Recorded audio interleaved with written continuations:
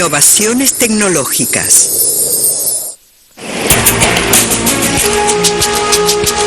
Mientras cae la noche, un barco se acerca a una boya posicionada a unas pocas millas de la costa de San Francisco. La boya indica el lugar donde se encuentra un cable de 16.000 kilómetros de longitud que se extiende hasta Asia bajo el océano. Está siendo embarcado para una delicada misión. Muy bien, déjenlo allí. Intenten acomodarlo sobre la cubierta. Sí, sobre la cubierta. Este no es un cable ordinario, y una vez a bordo debe ser tratado con especial cuidado.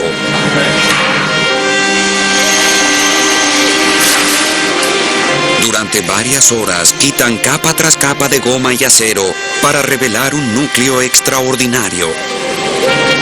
El núcleo que no está hecho de metal, sino de docenas de fibras de vidrio tan finas como un cabello. Este vidrio, el más puro jamás creado, revolucionó al mundo. Ahora resta el paso crítico. El vidrio del cable de Asia debe ser unido al que proviene de Estados Unidos.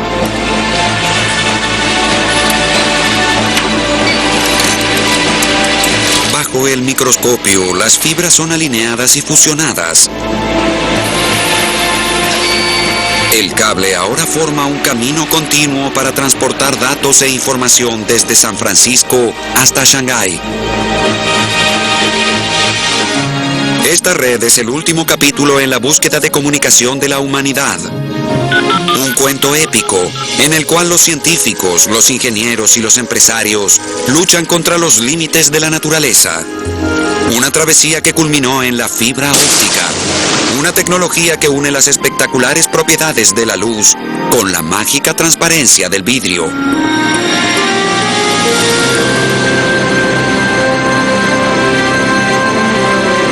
A la velocidad de la luz.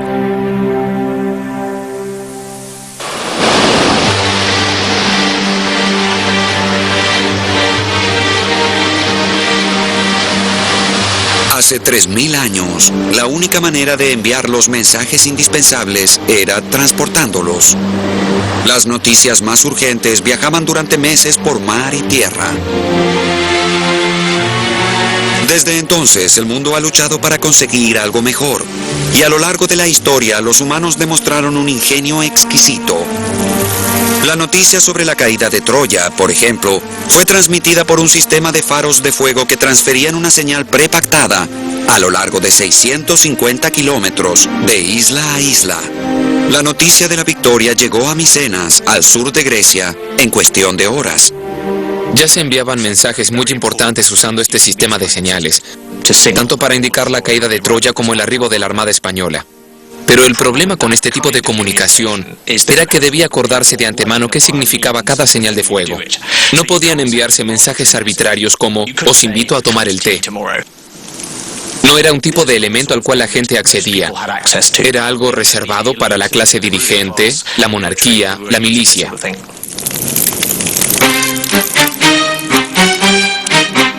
Eso sucedió durante miles de años, hasta que en el siglo XVIII, un visionario francés llamado Claude Chappe llegó a escena. En busca de fama y de fortuna, Chappe construyó una serie de torres gigantes de comunicación.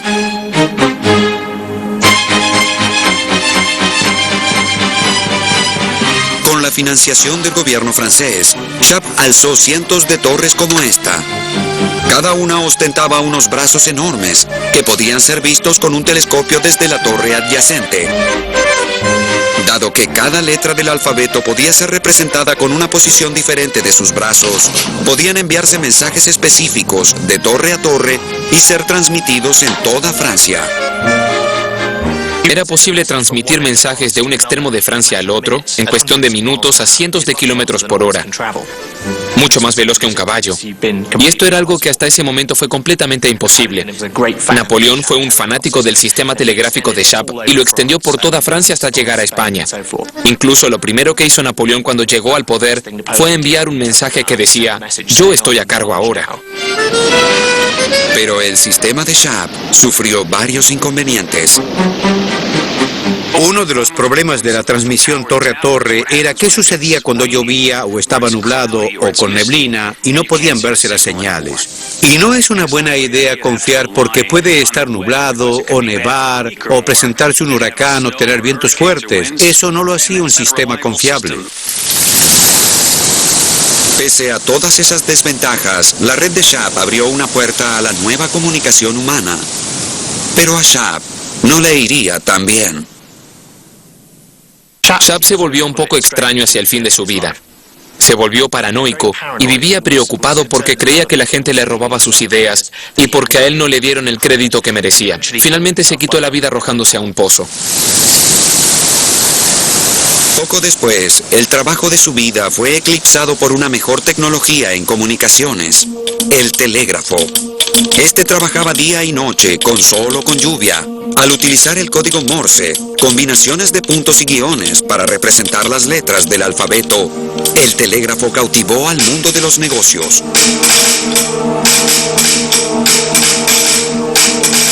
El conocimiento es poder. Y si uno obtiene información antes, se encuentra un paso adelante. Por lo tanto, obtener la información rápidamente de la ciudad o del país o del mundo se volvió un bien invalorable para la gente del mundo de los negocios. Hacia la mitad del siglo XIX, la gente que podía afrontar los gastos del envío de telegramas podía comunicarse a la velocidad de la luz y a largas distancias, pero solo por tierra. El océano aún representaba una barrera monumental. Los mensajes transatlánticos tomaban semanas en llegar vía barco. En algunas ocasiones, estas demoras tenían consecuencias fatales. En 1815, las fuerzas británicas y las norteamericanas se encontraron en una lucha sangrienta que duró días y dejó miles de muertos. Pero trágicamente, la guerra había finalizado varias semanas antes. El tratado de paz ya fue firmado. Del otro lado del mundo, las noticias no llegaron a los soldados. Es decir, fue una batalla que provocó miles de muertes innecesarias.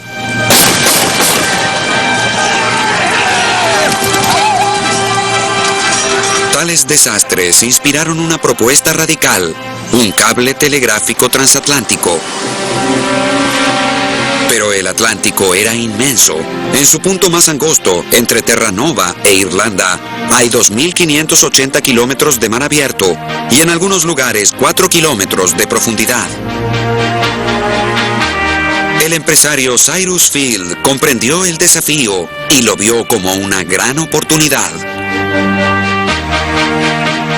Su principal requisito para realizarlo fue que no sabía nada de telegrafía, porque de haberlo sabido, se habría dado cuenta de que era una tarea imposible y la habría abandonado. Pero era hombre de negocios y supo que obtendría mucho dinero si lograba conectar Europa con América, y eso hizo. El atrevido plan de Field, que los escépticos creían que nunca funcionaría, requería 2 naves con cables, el Niágara y el Agamenón, que se encontrarían en el medio del Atlántico, empalmarían los cables y regresarían a costas opuestas.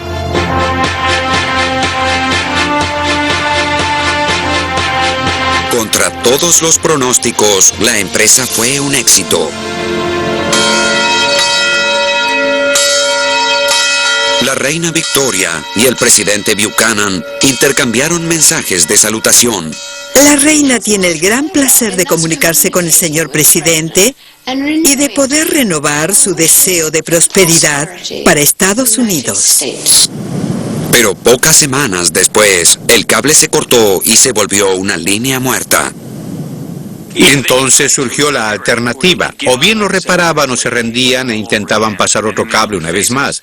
En la primera fase, donde el cable estaba solo 3 kilómetros bajo el océano, no pudo lograrse. Hubo que cablear todo de nuevo, puesto que el original no pudo recogerse. El hecho de que lo intentaran una y otra vez demuestra cuán importante sentían que era acceder a una comunicación transatlántica. Impertérrito por los reveses sufridos, Field regresó a la mesa de dibujo y ordenó el cable rediseñado. Esta vez fue manufacturado como una sola pieza gigante de 4.400 kilómetros de extensión. Luego fue embarcado en el Great Eastern, el único barco de la época lo suficientemente grande como para transportar 5.000 toneladas de cable de cobre. En julio de 1865, la nave zarpó hacia Terranova. Pero a 970 kilómetros del territorio, el cable se quebró y cayó al fondo del mar. Phil volvió a intentarlo en julio de 1866. Luego de 12 años de esfuerzo, hizo realidad su sueño. Desde ese momento, ambos continentes vivirían conectados. Phil continuó con otros emprendimientos, pero algunas malas inversiones y socios corruptos le hicieron perder su fortuna. En 1892 murió en la pobreza. Pero a pesar del gran éxito, aún había un problema fundamental. Solo podía transmitirse un mensaje a la vez. Y las compañías de telégrafos no podían instalar suficientes cables para abastecer la demanda. Por lo tanto, los inventores buscaron un método que permitiera enviar varias señales por un solo cable telegráfico. Uno de esos innovadores fue un maestro de sordos, llamado Alexander Graham Bell. Bell sugirió una idea novedosa para resolver el problema de la capacidad, un proceso denominado multiplex. Se trataba de enviar señales telegráficas como diferentes notas musicales. Supongamos que el tío Dudley desea hablar con la tía Millie. Bien, el tío Dudley es esta nota. Se puede enviar su señal con esta nota y otro puede enviar otra señal con otra nota aquí. Luego podemos codificarlas juntas y lograr un multiplex de ambas notas. Bell rápidamente comprendió que este truco de combinar mensajes en un mismo cable implicaría mucho más que eso. Implicaría algo que iría más allá de una simple mejora del sistema telegráfico. Él descubrió, casi por accidente, al afinar su aparato telegráfico de multiplex, que la voz también viajaba a través del cable. Y siendo la persona que era, criado en una familia donde su padre y él enseñaban a hablar a los sordos, Bell estaba muy compenetrado con la idea del habla. Otros inventores también descubrieron que era posible transmitir una voz a través de un cable, pero tan solo lo consideraron un entretenimiento. Bell se comprometió a experimentar más y ver si lograba algo que realmente funcionara. Y él los aventajó y llegó a la oficina de patentes horas antes de que lo hicieran sus competidores. Bell se llevó el crédito de inventar el teléfono. Créase o no, en las primeras épocas de las telecomunicaciones, mucha gente estaba convencida de que no se pondría de moda. El telégrafo hacía casi todo lo que necesitaban. Algunos incluso se rieron de Alexander Graham Bell porque se preguntaban quién querría tener un artefacto que les permitiera hablar de una habitación a otra, de un sector de la ciudad a otro, o de un estado a otro.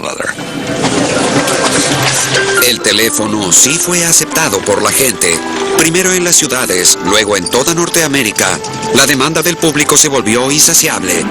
Irónicamente, el inventor del teléfono pensó que podría existir un modo más elegante de enviar mensajes, uno que evitara los desagradables cables a la vista. En 1880, Bell patentó un nuevo aparato de comunicación. No estaba basado en cables o en electricidad, sino en espejos y rayos de luz. Lo llamó el fotófono. 100 años antes del rayo láser, él pensó en utilizar la luz para comunicarse a través del aire. La gente podría hablar sobre un rayo de luz. Era un artefacto extraordinario, con un microscopio que hacía vibrar un espejo cuando una persona hablaba. Señor Watson, venga por favor. El sol, brillando sobre el vibrante espejo, se reflejaba en diferentes direcciones por la voz. Esta luz modulada llevaba el mensaje a través del aire hasta una estación receptora. El auricular de Bell usaba un elemento recién descubierto llamado selenio, cuya resistencia eléctrica cambiaba con la luz. El selenio transformaba la luz parpadeante en electricidad, que llegaba a un pequeño parlante. Señor Watson, venga por favor. Bell estaba experimentando nada más y nada menos que con comunicaciones inalámbricas. El fotófono era inalámbrico. Bell estaba muy emocionado y escribió en una carta: escuché a un rayo de sol reír, toser y cantar. Bell estaba muy feliz. A pesar del entusiasmo de Bell, su fotófono, que claramente necesitaba de una línea de visión ininterrumpida, fue un fracaso debido a lo poco práctico. Pero el concepto de Bell de hablar con rayos de luz era una brillante idea, una idea adelantada un siglo a su época. Antes de que la luz pudiera ser utilizada para las comunicaciones, los científicos necesitaban poder guiarla, del mismo modo en que canalizaban la electricidad a través de los cables. Incluso en los tiempos de Bell, algunos físicos tenían una idea de cómo podría hacerse, aunque ellos estaban más interesados en su valor como entretenimiento. El fenómeno fue llamado reflexión interna total y se utilizaba para asombrar a los espectadores al mostrarles cómo un rayo de luz enfocado a un chorro de agua viajaba con la curva mientras el agua caía. Hay hechos científicos muy interesantes detrás de esta magia óptica. La luz viaja más lenta en el agua que en el aire. Por consiguiente, cuando alcanza el límite del agua contra el aire, la luz toma velocidad y dobla. A un cierto ángulo, el rayo de luz se tuerce tanto que se refleja otra vez en el agua. Es una demostración muy bonita, la luz chocando contra los límites del agua, por la cual viaja lentamente, y el aire por el cual viaja más rápidamente, y dobla tan ferozmente que se refleja perfectamente fuera de la superficie. Y por lo tanto, cada vez que la luz intenta escapar de la vertiente de agua, de esta columna de agua que cae, se refleja y sigue al agua durante toda su trayectoria hasta el fondo. Un siglo después, la reflexión interna total permitiría comunicaciones globales ilimitadas. Pero en los tiempos de Bell, solo se utilizaba para hacer trucos de salón para conferencias sobre ciencia y para iluminar puentes.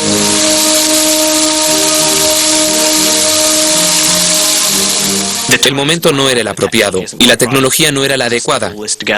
Tampoco existía la necesidad. El mundo no estaba preparado para las comunicaciones con luz.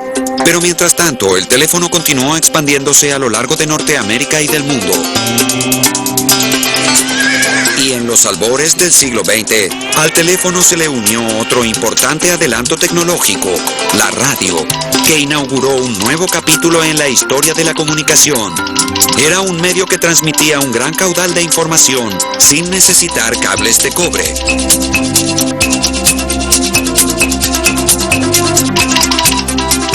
Parte de la belleza de la radio es que puede transferirse información de un lugar a otro sin que haya cables entre ellos.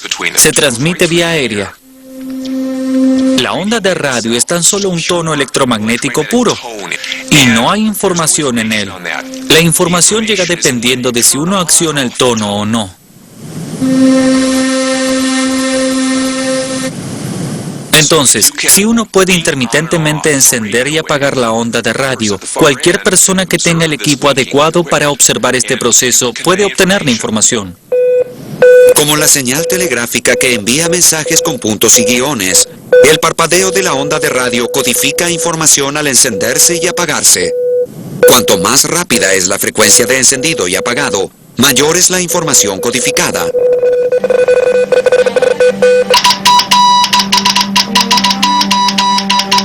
Inicialmente, los ingenieros utilizaron las ondas de baja frecuencia que pudieran enviar mensajes simples en código Morse a través de cientos de kilómetros.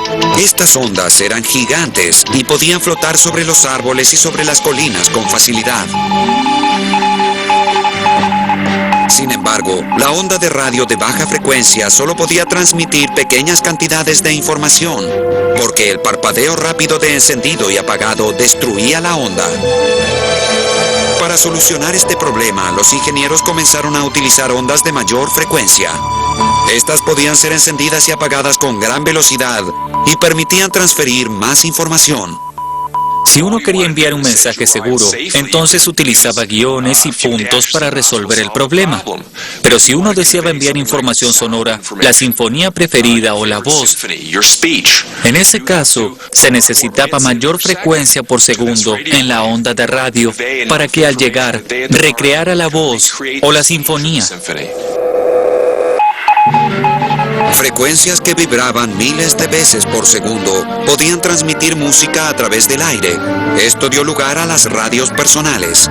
Y ondas que vibraban millones de veces por segundo podían transmitir imágenes televisivas directamente a las salas de muchos hogares. Tener el mundo del entretenimiento en casa ya era una realidad, pero las ondas de alta frecuencia poseían una enorme desventaja. Mientras las frecuencias subían y subían, las ondas se volvían más pequeñas, lo que significaba que no podrían viajar tan lejos. Pero al conseguir ondas cada vez más pequeñas como las microondas que tienen esta extensión, los pequeños obstáculos se convierten en algo importante y uno necesita ver claramente desde el transmisor hasta el receptor. De lo contrario, la onda se pierde. En 1962, AT&T lanzó un satélite llamado Telstar con capacidad de rebotar ondas de radio entre los continentes. Un complejo equipamiento electrónico de 77 kilos recibe señales emitidas desde la Tierra y las magnifica 10.000 millones de veces para retransmitirlas de vuelta a la Tierra. La gran esperanza era un satélite de telecomunicaciones. Poner en órbita un satélite y entonces hacer rebotar las señales de una parte del mundo hasta la otra, dado que este satélite podría ver Nueva York y también Londres. Era una fantástica idea hasta que lo intentaron. Aunque los satélites de baja frecuencia no eran bloqueados por el clima, los usuarios se quejaban acerca de los costos y de la demora del audio. ¿Me escuchas bien? ¿Me escuchas bien? Muy bien, muy bien. El problema era que tomaba un cuarto de segundo subir y bajar. Los tiempos no coincidían. No se sabía cuándo terminaba el interlocutor. A la gente no le gustaba, era molesto. Se sentía como estar hablando en un túnel. Además, los satélites eran difíciles de lanzar.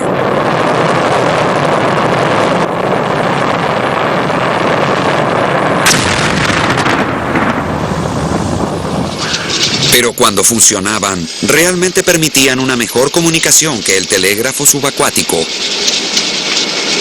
Pero otro dispositivo inventado en 1958 pronto brindaría una mejor opción. Fue denominado láser.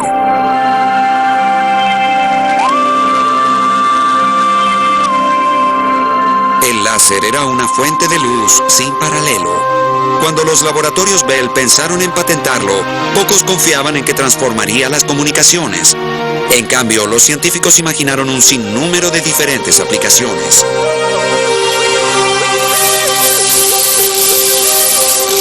El láser producía rayos angostos y ordenados que vibraban con una sola y pura frecuencia. Esto significaba que los rayos tenían una precisión increíble, que podía enfocarse a lugares bien definidos. Dependiendo de su tamaño y de su poder, los láseres podían utilizarse para cualquier cosa, desde cortar metal hasta en una investigación científica. Pero el gran impacto del láser sería en el campo de las comunicaciones. Dado que los láseres podían destellar tan rápidamente que podían transmitir enormes cantidades de información. Pero todavía había un problema que resultaba familiar: el clima.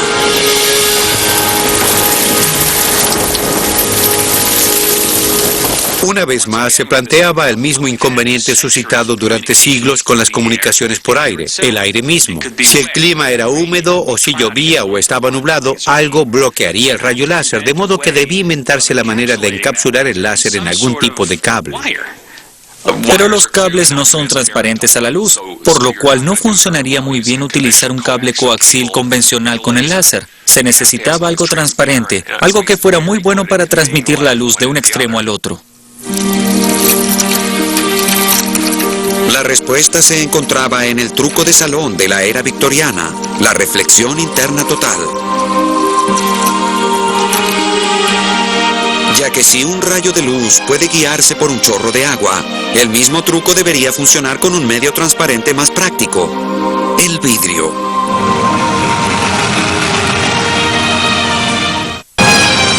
El vidrio poseía las propiedades ideales para transmitir la luz. Del mismo modo que los cables de cobre transportaban la electricidad, el cable coaxil transportaba las ondas de radio. Pero curiosamente, los ingenieros en comunicación no fueron los primeros en sacar provecho de esta capacidad, sino los médicos. Médicos que desesperadamente necesitaban una manera de ver los estómagos de sus pacientes. Durante la primera mitad del siglo XX, ellos utilizaron el rígido y doloroso gastroscopio. En esencia, se trataba de tubos huecos con espejos orientados convenientemente.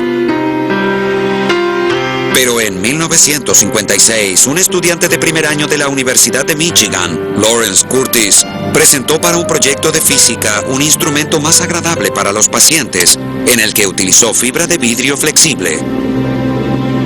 Descubrió que las fibras individuales podían transmitir una imagen diminuta a lo largo de unos metros. Pero cuando unió las fibras en un gran ramillete para obtener una imagen mayor, se encontró con inconvenientes.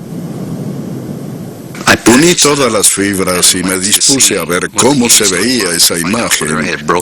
Lo que encontré fue que muchas fibras se rompieron y lo más sorprendente era que no había ninguna imagen, nada.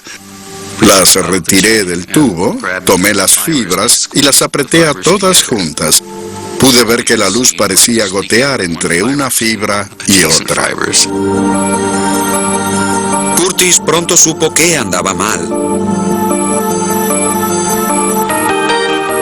Cuando cada fibra está rodeada de aire, la reflexión interna total mantiene los rayos de luz en su interior. Pero cuando las fibras están bien apretadas entre sí, ese efecto se desvanece y la luz fluye libre entre ellas. Curtis también descubrió que las roturas y el aceite de la piel tenían un efecto similar. El problema parecía insuperable, pero entonces tuvo una gran idea. En lugar de aire, ¿por qué no envolver el núcleo de vidrio con una capa de vidrio más puro? Esta capa tendría la misma función del aire y permitiría que la reflexión interna total entre múltiples fibras fuera posible. La reflexión interna total no depende del aire en sí mismo, depende de que la luz tome velocidad al ingresar a un nuevo medio. El aire es solo un ejemplo. Pero si uno cubriera la fibra con una capa de vidrio, algo a través de lo cual la luz viaje rápidamente, más rápido que en el núcleo, aún así puede obtenerse la reflexión interna total. La reflexión es perfecta, y pueden obtenerse miles de millones de reflexiones sin ningún tipo de pérdida de imagen. Entonces Curtis pensó que si cada fibra estaba cubierta de vidrio más puro, podían juntarse para hacer un gastroscopio sin que perdieran luz.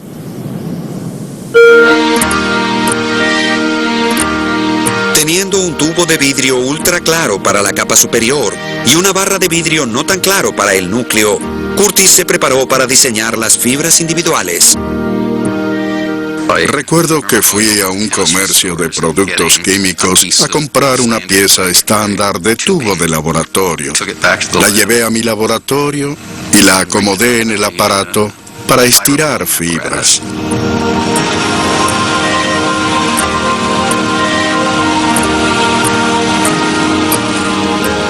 Caminé hacia afuera de la habitación y hasta el final del corredor. Caminé unos 12 o 15 metros y desde el extremo de la fibra aún podía ver el brillo del otro lado. Era la primera vez que lo veía desde esa distancia. Luego de alargar varias fibras, Curtis creó el gastroscopio. En pocas semanas ya fue probado con pacientes del hospital local. Era extraordinario. Esa fue una de las pocas veces en mi vida que supe que logré algo que realmente iba a ser significativo. En una década, el endoscopio de fibra óptica se volvió algo rutinario en la medicina. Muy bien, ¿todos listos?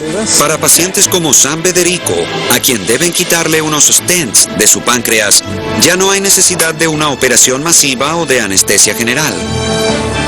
Bien. Hemos llegado, señor. Totalmente despierto, Sam será operado por el Dr. Carl Latch, quien utilizará un haz de fibra óptica para visualizar su tracto digestivo. Todo el campo de la gastroenterología cambió a fines de los años 60, principios de los 70, cuando llegó la endoscopía y nos permitió por primera vez hacer procedimientos sin cirugía. Pondré un aro de plástico entre sus dientes. Permanecerá allí durante la intervención.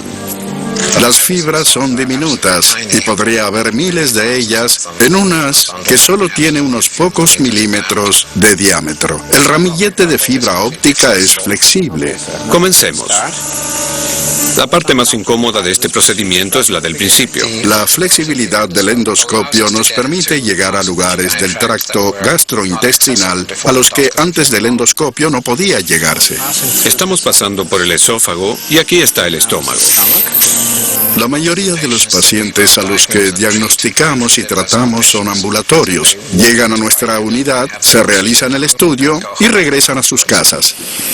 Actualmente, los gastroscopios permiten a los cirujanos no solo ver, sino también operar.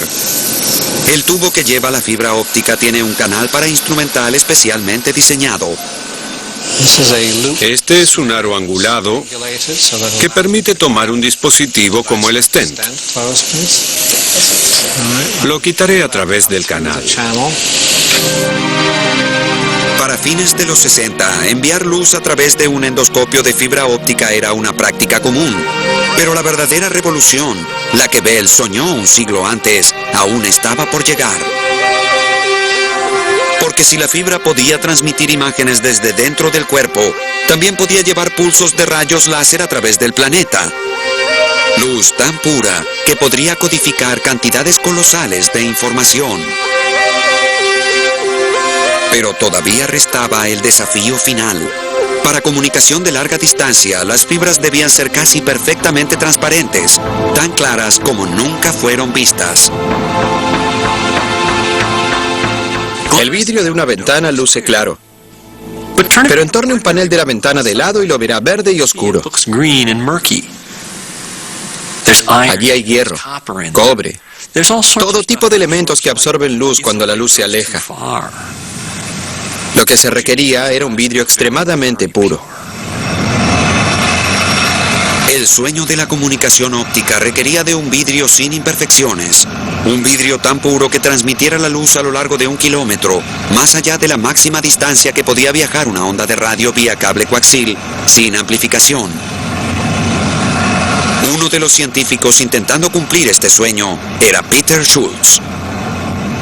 Era un reto abrumador, incluso el vidrio más puro que ellos podían hacer para estas fibras no llegaría más allá de los 3 metros y la señal se perdería. Y en realidad nadie podía asegurar que fuera posible hacerlo. A fines de los 60, Schultz, Don Keck y Bob Maurer lo hicieron posible. Irónicamente, el trío trabajaba para una empresa más conocida por sus productos para cocina que por las comunicaciones, Corning Glass de Nueva York. El primer proyecto fue algo obvio, tomar el vidrio más puro y purificarlo aún más. Pero el líder del grupo, Bob Maurer, sugirió algo diferente. En lugar de utilizar vidrio convencional, que era fácil de fundir pero difícil de purificar, pensó en usar el vidrio más simple, fundición de sílice. Es el vidrio fundido a mayor temperatura que conozca el hombre. Muy difícil de fundir, de darle forma de fibra y de procesar. A diferencia del vidrio ordinario, el sílice fundido está hecho de arena pura, sin productos químicos adicionales que ayuden a la fundición a menor temperatura. Anteriormente, Corning solo lo utilizaba para proyectos especiales como espejos gigantes para telescopios. Ahora, el trío lo usaba para hacer fibras ópticas. Pero al poco tiempo se desilusionaron. El método del tubo y la barra utilizado por Curtis para hacer fibras para endoscopio no era lo suficientemente limpio. Cuando uno coloca una barra en un tubo, atrapa varios tipos de suciedades y bolsas de aire que generan burbujas, además de otras cosas. Por lo tanto, todo este conjunto hace que se pierda luz mientras ésta viaja por la fibra.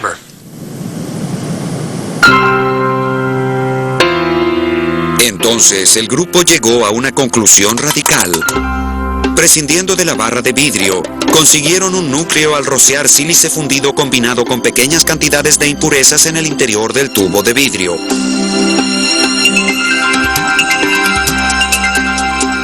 Las partículas eran tan pequeñas que lucía como humo de un cigarro.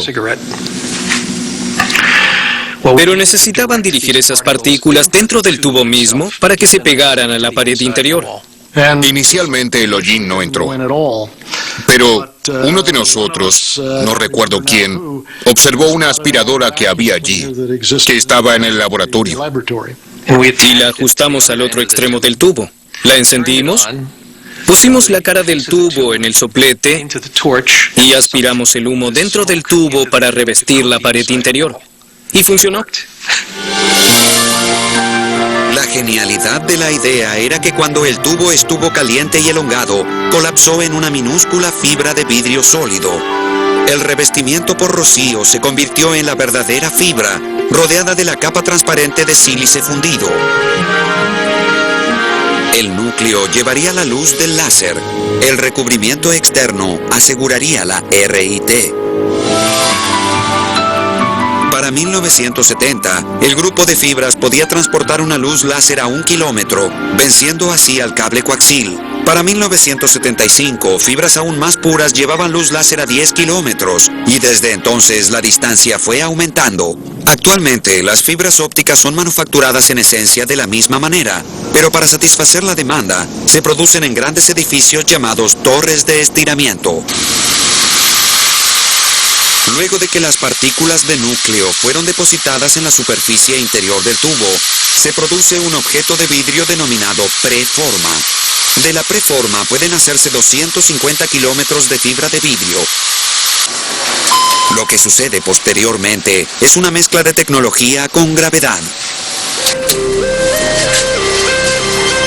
Primero se transporta la preforma hasta la planta alta de la torre.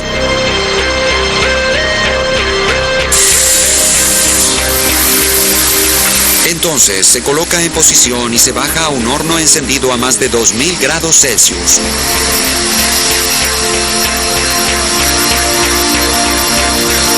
En el calor intenso, la punta de la preforma comienza a fundirse y cae.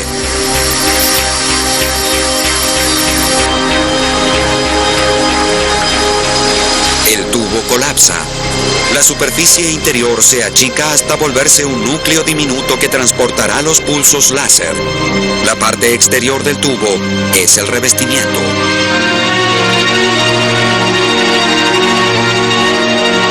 Mientras el vidrio cae, se vuelve más y más delgado, hasta que llega a alcanzar el diámetro de un cabello humano. Pero la fibra permanece flexible, fuerte e increíblemente clara. Este vidrio es tan puro que si el océano fuera transparente como este vidrio, se podría observar el fondo en su parte más profunda. La fosa marina tiene una profundidad de casi 5 kilómetros.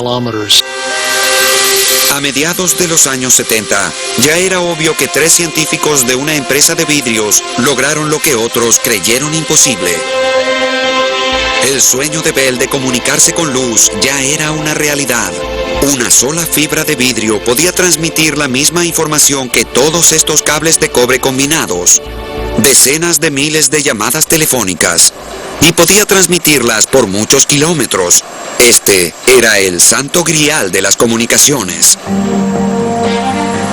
Durante las siguientes 2 décadas, se produjeron millones de millas de cables de fibra óptica que reemplazaron a un siglo de cables de cobre.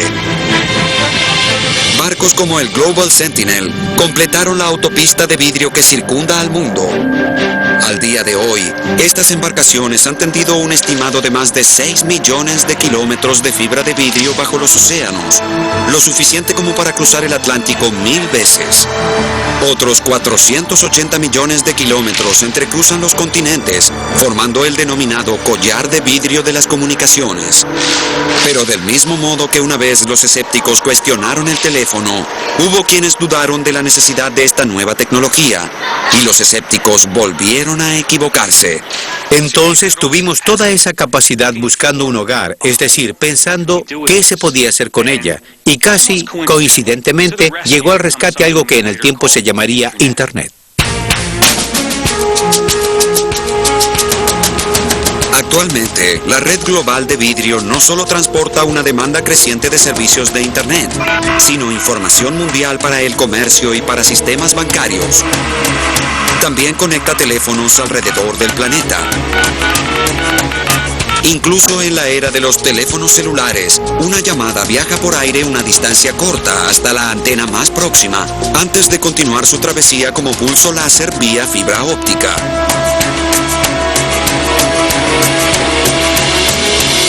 La fibra óptica actúa de centro de la deslumbrante convergencia de tecnologías para la comunicación. En un típico día laboral manejamos aproximadamente 300 millones de llamadas a través de la red y casi 1.700 terabytes de información. Eso equivale al contenido impreso de la Biblioteca del Congreso en Washington, D.C. cada 17 minutos. Además de todo esto, la fibra es tan económica de hacer y de tender que pronto el mundo poseerá tanta fibra que no sabrá qué hacer con ella. Provee demanda por adelantado y la industria está preparada para una caída. En 2000, las acciones de Telecom se desplomaron. Pero los expertos concuerdan que esta caída económica fue una crisis provocada por la novedad y que la gente pronto le encontrará nuevos y novedosos usos a esta capacidad extra. Ya existen algunas ideas para ella. Una vez más, la medicina lleva la delantera.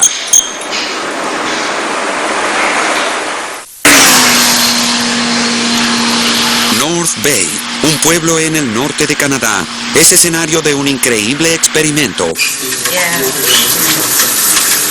Howard Longfellow necesita una operación muy difícil para evitar que los contenidos de su estómago regresen hacia el esófago. El procedimiento se realiza a través de una serie de incisiones muy pequeñas y se utiliza un laparoscopio de fibra óptica e instrumental especialmente diseñado para cirugías. Pocos cirujanos en un hospital de una comunidad tan pequeña tienen la habilidad y el entrenamiento para realizar esta operación de avanzada. Pero hoy, el cirujano local, Dr. Craig McKinley, tendrá un apoyo técnico algo inusual. ¿Estamos en línea con el audio y el video? ¿Estamos conectados con el audio y el video a Hamilton? Buen día, Meran. ¿Cómo está? Buen día, Craig. Meran Anvari es uno de los cirujanos laparoscópicos más prestigiosos del mundo. Sus manos realizaron cientos de estos procedimientos. Hoy, él estará participando en una sala especial en las afueras de Toronto, a 400 kilómetros de North Bay. Conectado por fibra óptica de alta velocidad, espera y observa mientras el Dr. McKinley prepara al paciente. Para la gente de North Bay, estoy seguro de que todos tienen una idea de lo que pasará ahora. Colaboraremos en una cirugía por acidez estomacal a un joven que sufre de una enfermedad gastroesofágica con reflujo. Y el Dr. Anvari estará a casi 400 kilómetros de aquí, en Hamilton. Y también en North Bay. Anvari no solamente va a observar y a asistir. Gracias a la unión entre la fibra óptica y la robótica, también lo operará.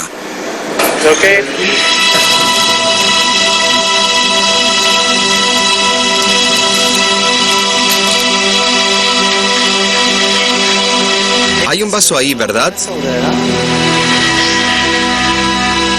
Durante los próximos 90 minutos, los dos cirujanos realizarán una disección difícil. Luego cerrarán una porción del estómago cerca del esófago para evitar que el ácido estomacal sea regurgitado. Bien, en este momento procederemos a cerrar.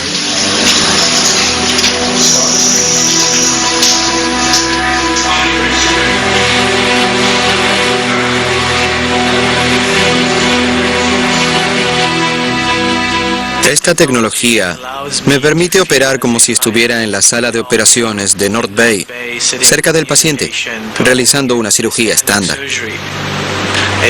Nos permite conectarnos con hospitales escuela de comunidades pequeñas y les posibilita a los cirujanos de esas comunidades realizar procedimientos quirúrgicos de avanzada con el apoyo y la asistencia de expertos. Demostramos que la cirugía a distancia es posible, a cientos de kilómetros, miles, no importa, estamos conectados. Es como los comienzos de Internet. Esta es una verdadera red de asistencia médica y quirúrgica. Una vez probado este concepto como una opción viable, el interés aumentó. Las fuerzas militares se acercaron a Ambari para conseguir más información. La NASA está explorando la posibilidad de realizar cirugías remotas en una estación espacial.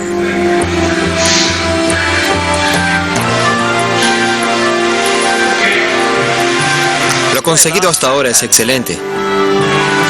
La telecirugía remota sugiere que el próximo capítulo en la historia de la fibra óptica puede llevarnos más allá de lo que nosotros consideramos como comunicación. Además de hablar, escuchar y mirar, podremos realizar cosas a distancia. Y si la historia sirve de guía, el dominio de la fibra óptica de las comunicaciones solo será temporario. Como la mayoría de los adelantos tecnológicos, resultará tener sus límites, límites que llevarán a los inventores a desarrollar algo mejor. La lección de la historia indica que tarde o temprano se encontrará un nuevo y mejor método que nos permitirá ir más rápido que la velocidad de la luz. Y entonces todas estas luchas por el descubrimiento comenzarán una vez más.